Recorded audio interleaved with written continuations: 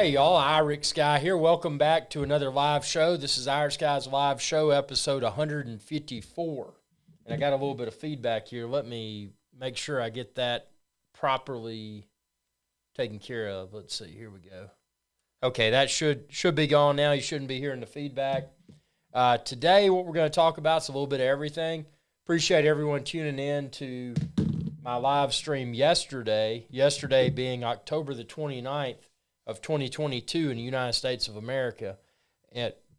And appreciate y'all tuning into that. It was a fun show, just getting the studio back together. Obviously I've been looking around for those brown recluses that are lurking and trying to bite. And I think I've inoculated that issue, so I'll be going full speed ahead, full throttle with the live shows. We're going to talk a little bit, talk about everything.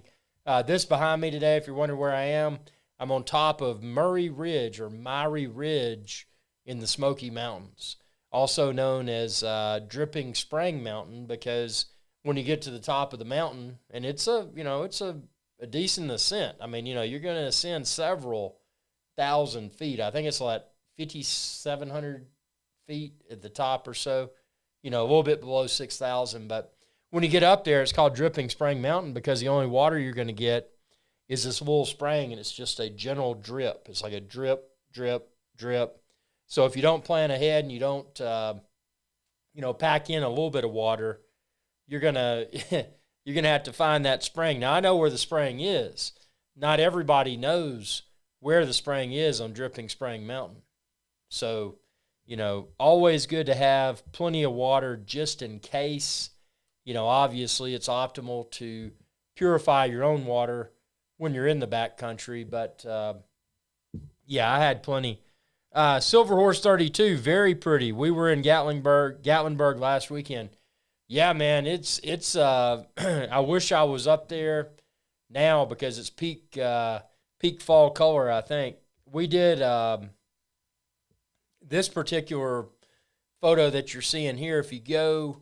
If you go in at the Elkmont Trailhead and you hit Jake's Creek Trail and you go up to Murray Ridge, M-I-R-Y, Murray Ridge, this is the top part. So we went to the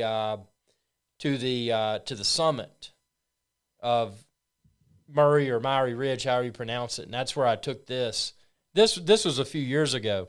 Now next year, hopefully in the winter, I'm going to be doing a cold weather, snow, negative temperatures in Fahrenheit, backcountry experience up in the Smoky Mountains. So stay tuned for that. John S. says, "Hi, IrixGuy, wristwatch check. I'm wearing the Tudor Black Bay 58 Navy." So, what you got on, man? What you got on while you're watching this? What's your wristwatch of the day? This is a good one, man. 39 millimeters, hard to beat, and if it gets damaged or lost or stolen or whatever, it's not that big of a deal. So it's a good. Hans Wilsdorf Foundation did a really good job with the Tudor Black Bay 58. Now I'm not a fan of the original Black Bay. I think they're too big. They're too case thick, but that's an opinion. Silver Horse 32. Have you ever been to Hendersonville, North Carolina? It's pretty there also. I haven't been there, but I've gone in on the east side of Smoky Mountain National Park. Silver Horse 32. I'm wearing a Casio diver's watch. Very cool, man. I've been in on the. It's called the Big Creek. It's on the eastern part of Smoky Mountain National Park, and I'm trying to think of the name of the trailhead, but it was Big Creek. Went down there, hiked, I forget how many miles, set up camp, had a good time. John S. says, "I'm wearing the same Black Bay 58 Navy." Yeah, man, it's hard to beat. It's got a very slim case profile, and it's if only Tudor would do away with these faux rivets, these fake rivets. if Tudor would do away with those, it would be, arguably one of the perfect dive watches. So, yeah, I mean, it's still cool. They just need to do something with those faux rivets. And they did it in the Pelagos 39 millimeter that they just released. But the Pelagos is titanium, and if you're like me, if you wear a wristwatch that's made out of titanium, you feel like it's cheap because it's so lightweight. And that's not the case, but, perception is reality. And when you feel that, when you wear something throughout the day, I associate a little bit of weight with quality. The same is the case with a car door or, insert whatever item here, some sort of tool or something like that. If it's got a little bit of weight to it, mentally, I associate that with being a higher quality item. And maybe I'm wrong. But, yeah, we've got a bunch of stuff brewing here, man. We've got, this is episode 154, and this is just the first of many. Something I'm doing, and I'll bring in my second camera for an upcoming show. I was going to bring it in tonight because I've got a live Sony Alpha camera that I use to stream. I've got about 15 or 20 raccoons. So, something I like to incorporate into the live shows is the live raccoon activity as part of the live stream. But because I don't have a waterproof hood for my Sony Alpha camera, I don't have the raccoon camera up tonight. But something I will do, and especially during the upcoming timepieces for tomorrow videos, and something I want to mention in regards to the timepieces for tomorrow videos, if you're a gray market wristwatch dealer and you're looking to promote your products, please reach out to me because I'm looking for content to review within the upcoming timepieces for tomorrow videos. I'm here. I've got a live stream. I've got multiple cameras. I've got a professional studio now, and I just need the content to talk about and share with the viewers. So John S. says, I like your Blackstone cooking videos. Dude, Blackstone, I just picked one up this year. I'm actually a late adopter, and I'll say the Blackstone has really changed, the day-to-day cooking. I cook all the time. I don't care to go out and spend a bunch of money for food that I can cook at home that's better. And being able to have a Blackstone enables me to produce not just a quality meal, but a significantly sized meal where I've got leftovers. My wife and daughter will eat, I'll eat, and then I'll take whatever I cook for breakfast. I've got on the agenda for this week, and stay tuned for the videos because obviously I'm going to post videos of all of it. But I'm going to do some tacos on the Blackstone. And I'm also going to do some ahi tuna. All kinds of stuff, man. The list goes on. But, John, I'm happy that you enjoy the Blackstone videos because that's going to be a big component of my channel going forward. Any sort of cooking video. I love to smoke barbecue, but there's something about the Blackstone. It's more immediately interactive. You're sitting there flipping around everything while you cook, and it's kind of cool. SoCal Seth, welcome aboard.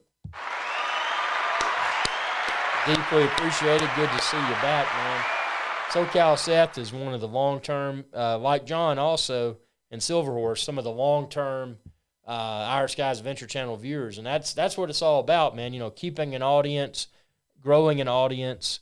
Speaking of growing an audience, something that I've got to do, and, it's getting there, but I got to get over this hump. Right now, I'm only to about approximately 87,000 subscribers. So I've got to really, ramp this up. So, tell your friends, tell your family, tell people you don't even know, just say subscribe to IrixGuy's Adventure Channel. And they're like, what's that? All I got to say is go to youtube.com/IrixGuy, and you can find it there. And tell them to ring that bell icon too to stay abreast of all the latest news. Not the news, but the latest videos, rather. So it is cool. Silverhorse, your vegetables and shrimp cooked on the Blackstone looked really good. Yeah, that was really good. And the funny part is, man, that shrimp, and I'm not gonna beat around the bush. That shrimp was just frozen shrimp out of a bag, and it was pre-cooked shrimp that was already, was already peeled, and I took the tails off, but it was just frozen shrimp that was pre-cooked. But I cooked it on I heated it up on the Blackstone, mixed it in with everything else, and I mean, it was convincing. And I mean, it was so convincing that, it makes one wonder when you go to a restaurant, and obviously the coast is a little bit different because when you're on the coast, you're expecting to get really fresh catch, not just because of the location, but because of their proximity to their suppliers. But, it makes one wonder when you go into a restaurant and you eat shrimp and you're like, man, that's good. Is it really that good, or is it just something out of a bag that was heated up? Now, granted, I can tell the difference between freshly caught seafood and something that's been frozen. But I will say that shrimp that was in a bag frozen that I did on the Blackstone, that Blackstone worked some magic on it because it was good. It was super good. And I'm glad you liked that video, man. I mean, it was good. My wife liked it. My daughter liked it. Just some good food, man. SoCal says, we'll have to collaborate when I launch my channel. No doubt. Dude, I am always up for collaborating, especially with long-term subscribers of the channel. Hit me up as soon as you get that going. You're ready to collaborate, man. We'll collaborate, and we'll just make magic happen. Silver Horse says salmon fillets will be good on there. Yeah, actually, that's something I need to do. I love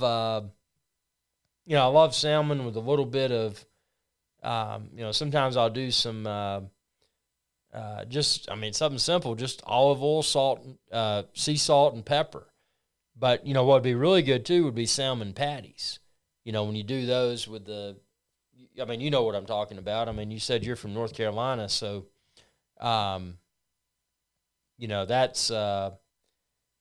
that is, having that breaded, salmon patty and put some gravy on it. Speaking of that, need to do gravy on the Blackstone. There's so many things that can be done on the Blackstone. The Limey, hope you're good. Yes, sir. You too, the Limey. Welcome aboard. Thanks for coming. Thanks, everyone, for coming here. I'm going to do another crowd cheer. That crowd in the background is so excited. They're just like, dude, we got so many people on here.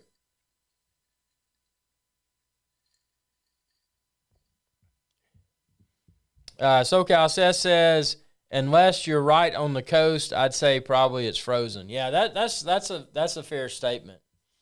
And but it's and there is. I mean, when you get frozen shrimp or frozen fish versus the fresh stuff, even if it's frozen fresh, it's not the same. It's definitely not the same, man. Some of the best fish I had. And I was doing a YouTube collaboration with STK's Adventure Channel. This was probably, 2016 or so. We went to STK's Adventure Channel. He's one of my, real life college buddies, so we know each other. But we went to Bermuda and did a deep sea fishing trip, an all-day fishing trip. We caught like 6 wahoo. We had a marlin that broke the line, and then we caught a mahi-mahi. And we got that stuff, got back to the dock on Bermuda's East End, got it filleted, took it on mopeds to the little house we had down there, cooked that stuff up.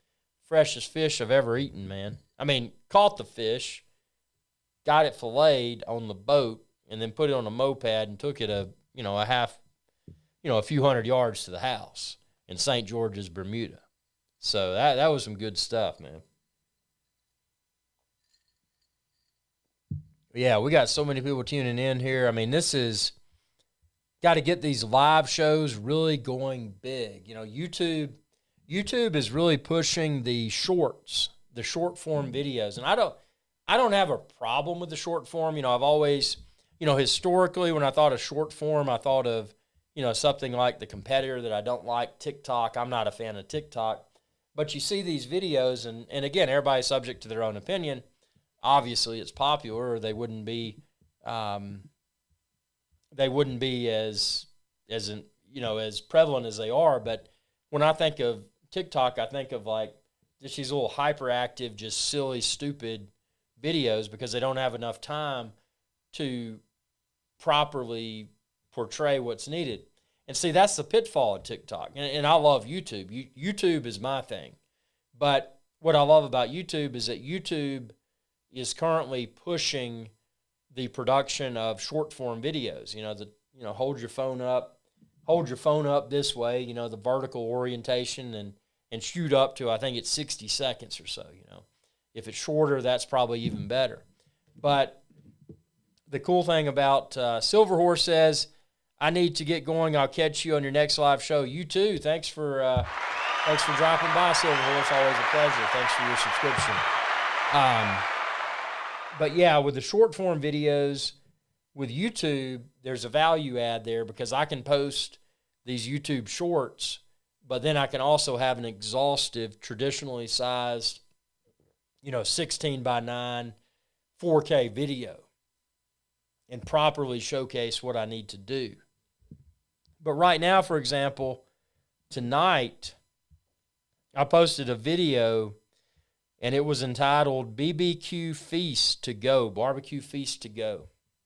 And it's already had 3.3 thousand views.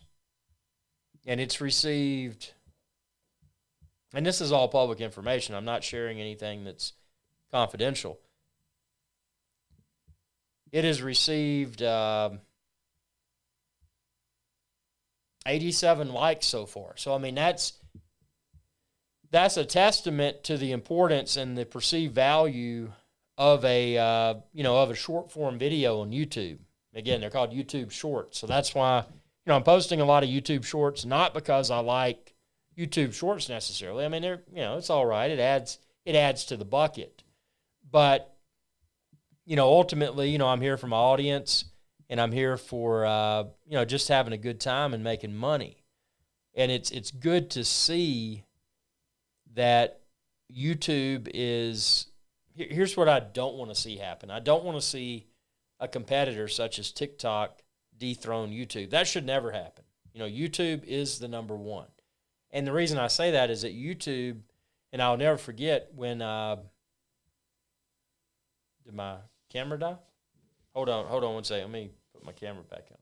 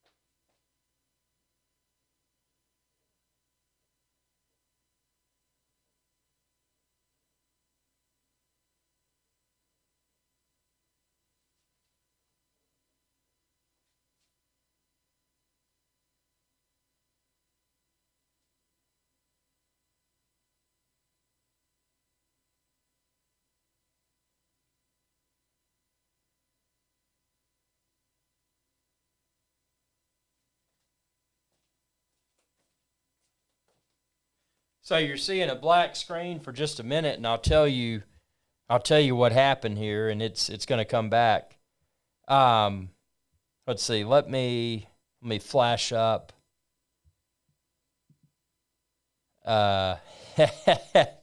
So basically, what's happened? The reason you're seeing a black screen, I had unplugged my camera's charging cable that I use for live stream, and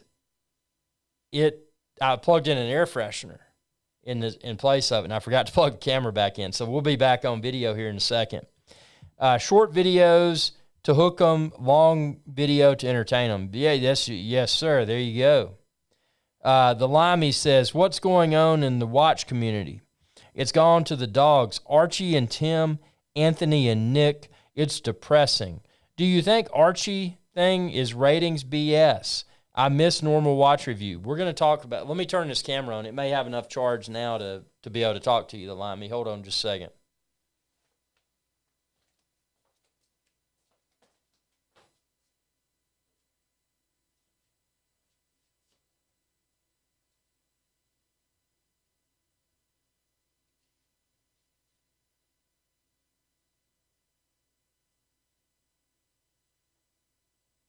Boom. Oh. There we go. We're back. We're back in action. Again, the root cause of the failure with the camera was the air freshener. I plugged in the air freshener, and that messed everything up. Now, let me check my chroma key backdrop here. I think I've got a slight issue with that.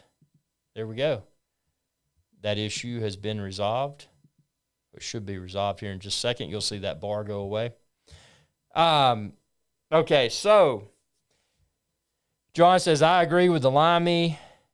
And then SoCal says it's fun making dollars, though it's more fun spending it too. Yeah, but you got to make the dollars to spend the dollars, as we know. And John says, when do you find yourself wearing the Black Bay Chrono versus Black Bay 58? Well, that's a great question. So we're going to talk through all of this here. And that's funny. I got my little status bar for the video percentage there. That's weird. That didn't go away. The background, which that doesn't matter. You know, I'm not here to put on a fake persona, because I recorded this backdrop. I was on the top of that mountain. So let's see that status bar. So the Limey says, what's going on the watch community? It's gone to the dogs. Archie, talking about Archibald Chesterfield III, AC3, our pontiff, the most famous and influential wristwatch personality in the entire world, if you don't know who we're talking about. And then he says, Anthony and Nick, no names. And then Tim, nobody. And then do you think Archie is ratings BS? I missed the normal watch reviews. Well, part of me thought, and I was wrong, part of me thought that and Archie's in the United States right now, I think he's in Las Vegas, and I was going to fly up to New York City to do some collaboration videos with Archie, but things just didn't work out. I couldn't justify the expense currently because of the studio renovations, this, that, and the other. But part of me expected when AC3 Archibald Chesterfield III, when he went to New York, he was going to meet up with with the Tim Wrong. Yes, he calls him Tim Wrong. So essentially what's happened, and again, this is just my read on the situation, and by no means is it 100% correct, but my observations, and you got to keep in mind, I've been watching Archibald Chesterfield III, Archie Luxury, since he started his channel, because at the time I had an Omega Seamaster 300M, and I was looking at other wristwatches. Everything I searched for, he was looking, he was out there for everything that I was searching. Now, what's happened is a lot of people have entered this YouTube wristwatch arena. Now, I run timepieces for tomorrow. We're going to have a ton of timepieces for tomorrow live streams, and my goal is to disrupt what we're seeing now within the wristwatch community. Do I think that Archie Luxury is ratings BS? I don't think so. Archie Luxury, he's the original. He's the OG. He's the original gangsta. He's the original wristwatch aficionado, expert, whatever you want to call him. He's our pontiff. Nobody can trump Archie Luxury's knowledge when it comes to wristwatches. But what we've seen recently, and a lot of it is a direct product of him. You can insert, more than two handsful easily of wristwatch personalities on YouTube that have emerged because they wanted to emulate Archie Luxury. And some of them have gotten to be really big. One of them that comes to mind that's gotten to be really big, and obviously my opinion is that they're linked in with a very big marketing firm. There's a guy by the name of Nico Leonard. And you can look at his content, but he started creating his content after Archie Luxury, and then you've got some people that start up that are it's kind of interesting, and you're like, why did they emerge, and what's their game plan here? One of those that comes to mind is Jenny L. Really good content, but you wonder, what makes what makes her popular on YouTube? Well, honestly, I mean, she puts a lot of quality effort into the wristwatch videos. She's German, but she speaks English, so she's got a lot of things going on. But the reality there, in my from what I see, is that she was at least initially propped up. I think her husband may own a pre-owned wristwatch business. So, with that, there was at least an initial prop up, but, she's grown to become very successful. At least that's my perception. So I don't really look at her as an Archie Luxury impersonator.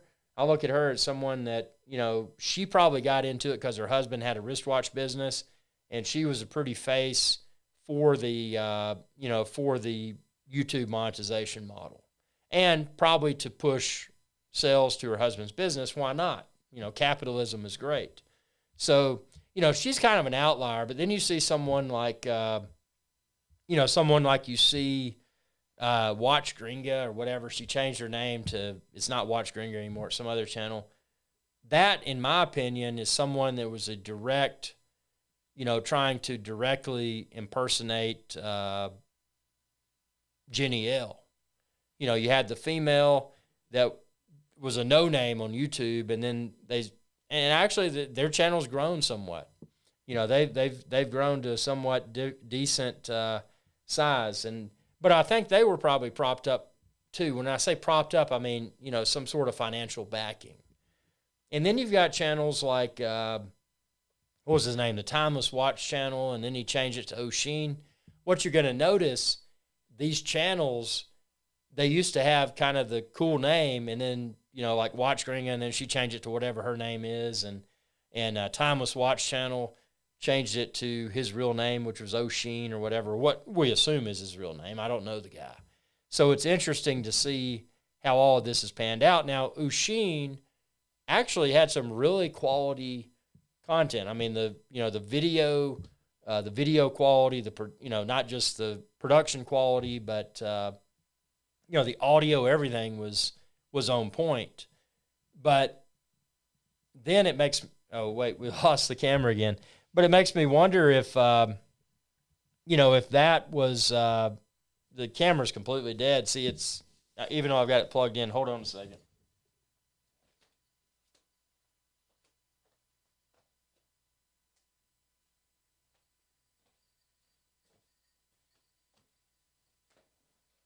Yeah, so with with Oshin's or however you say it channel, we're just going to put this up here so you all can hear me talk. That was my failure with my camera, because again,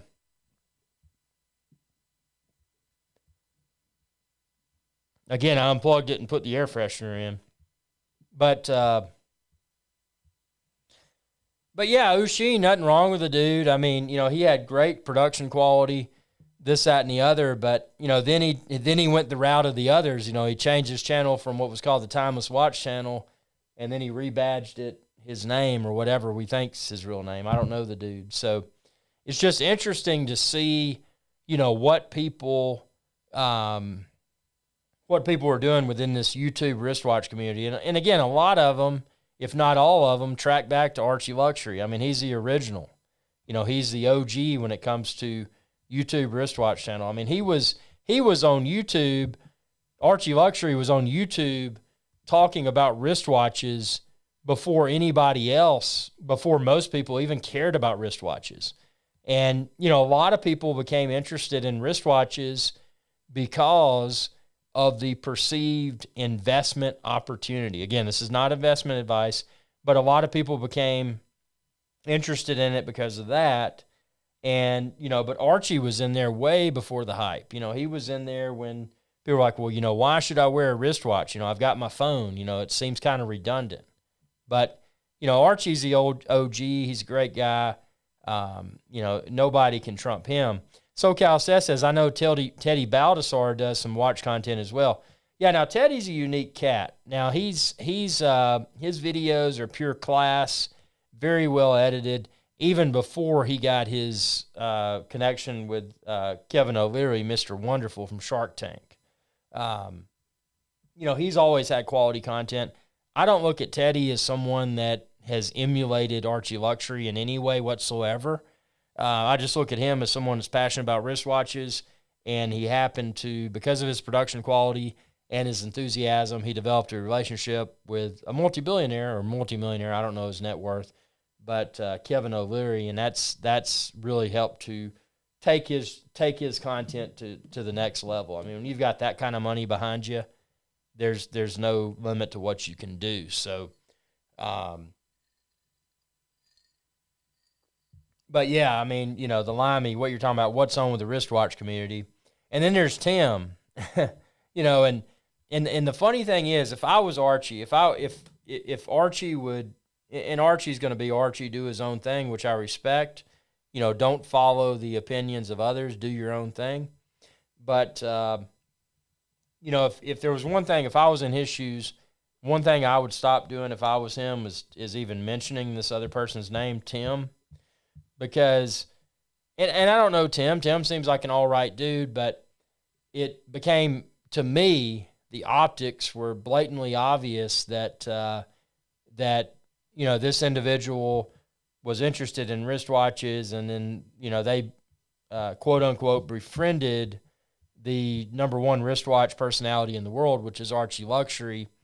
And then they kind of tried to ride on their coattails to become something better than what they thought they could be. But, and again, I don't know the ins and outs, but it's my perception that Tim is probably propped up by this big marketing guy, and he's probably got a lot of dollars pumped in. He's probably pumped a lot of his own dollars in. I don't know anybody's personal financial situation, but it's blatantly obvious, at least to me, that Tim has he has an abundance of dollars to be able to throw at something. So,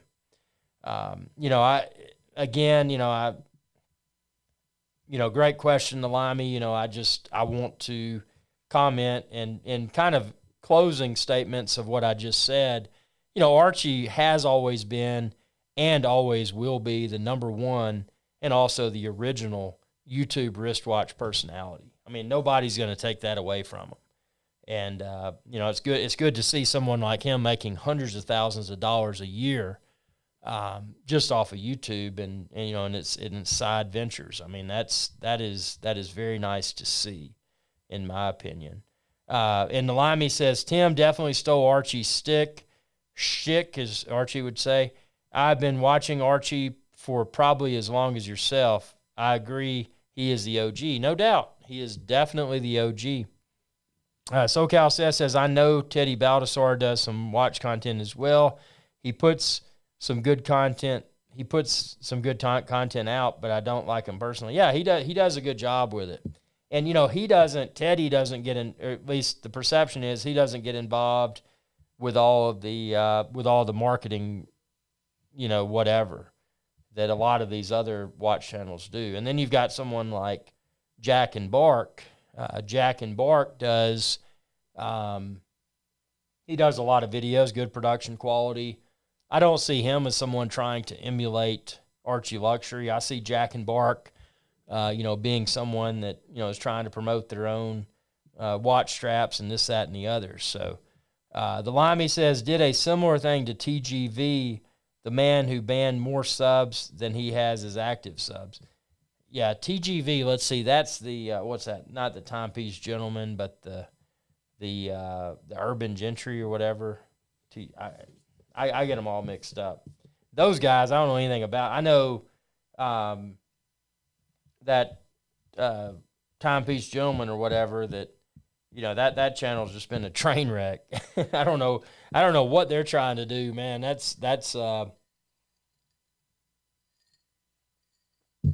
is definitely out there. But one thing I will assure all of y'all is that the timepieces for tomorrow series, and I'm going to start having a ton of live shows. I got the multiple cameras, doing a ton of content. What I need is a relationship with a pre-owned wristwatch dealer, because I need access to these various wristwatches in my hands during the live stream so we can talk about them in depth.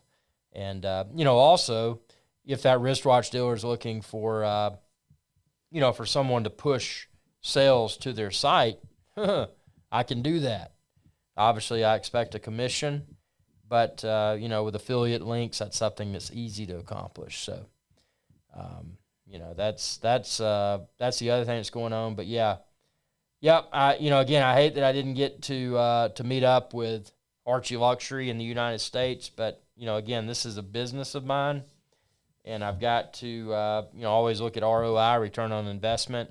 And right now, because of the past few years with all the, worldwide situation and travel restrictions and this, that, and the other, it didn't make sense. But, hopefully I'll be able to do a YouTube collaboration with Archie Luxury in Australia at some point in the near future. I think that'd be cool. I'd like to go to New Zealand, Fiji, check out that part of the world. I've never been there.